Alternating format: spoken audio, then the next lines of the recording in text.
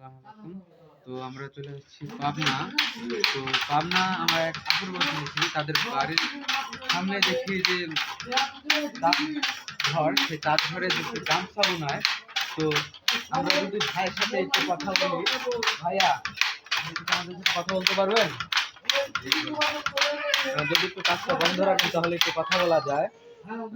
একটা গামছা কত সময় লাগে আপনাদের তৈরি করতে?